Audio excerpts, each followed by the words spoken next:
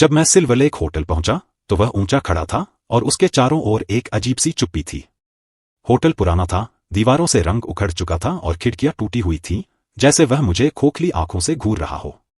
मैंने इस जगह के भूतिया होने की अफवाहें सुनी थीं, लेकिन भूत प्रेत की कहानियों के प्रति मेरा जुनून मुझे यहां खींच लाया।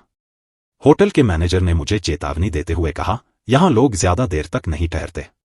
भूतों को संगत पसंद नहीं। उनकी आवाज ने मेरे रोंगटे खड़े कर दिए, लेकिन मैंने इसे नजरअंदाज कर दिया।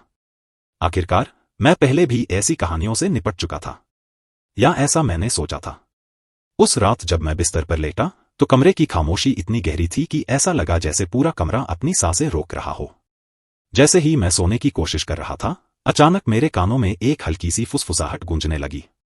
चले जाओ, इससे पहले कि देर हो जाए।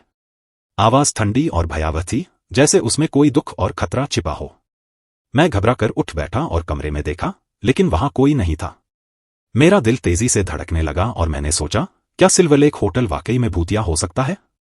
अगली सुबह मैंने एक नौकरानी से फुसफुसाहट के बारे में पूछा, लेकिन उसने झट से नजरें फेर ली। ऐसे सवाल पूछना ठीक नहीं है, उसने धीरे से कहा। जब वह चली गई तो मैंने देखा कि उसके हाथ कांप रहे थे।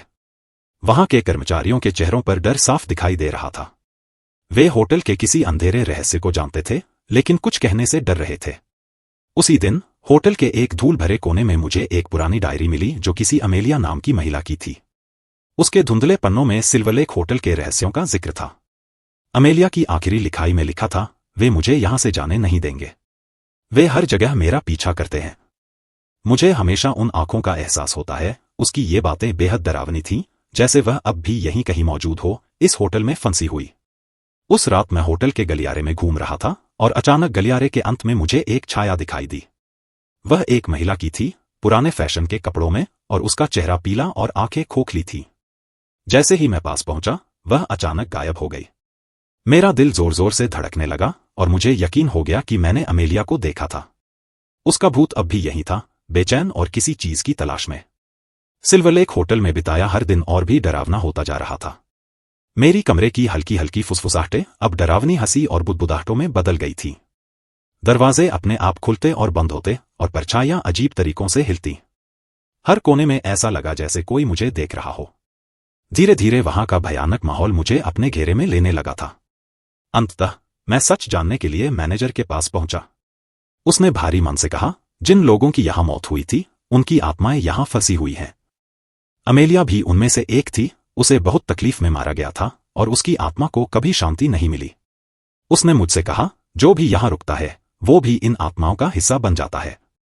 मैं अमेलिया की आत्मा की मदद करना चाहता था, इसलिए मैं उस जगह पर वापस गया जहां मैंने उसकी परछाई देखी थी। अमेलिया, मैंने धीरे से पुकारा। उसकी भूतिया आकृति प्रकट हुई और उसके चेहरे पर दर्द और क्रोध का मिला-जुला भाव था। उन्होंने मुझे धोखा दिया, उसने धीमी आवाज में कहा। उसकी पीड़ा मुझे महसूस होने लगी, जैसे उसकी तकलीफ अब मेरी अपनी हो गई हो। जैसे ही मैंने उसकी आत्मा से संपर्क करने की कोशिश की, मुझे महसूस हुआ कि मैं अब हिल भी नहीं पा रहा हूं। ऐसा लगा जैसे कोई अदृश्य शक्ति मुझे जकड़ रही हो। मुझे मैनेजर की चेतावनी याद आई, जो भी यहां ज्यादा देर रुकता है वो भी इन आत्माओं का हिस्सा बन जाता है। मैं उस शक्ति से बाहर निकलने की कोशिश कर रहा था, लेकिन अमेलिया की उदास आंखों ने मुझे रोक रखा था। अंततः मैं खुद को किसी तरह वहां से खींचकर होटल से बाहर भाग निकला। मेरे कानों में अभी भी फुसफुसाहटें, होटल की खिड़कियां मुझे खाली आंखों से घूर रही थी। मैंने भले ही बाहर की दुनिया में कदम रख लिया हो, लेकिन मेरी आत्मा का एक हिस्सा वहीं रह गया था, हमेशा के लिए सिल्वर लेक होटल में कैद।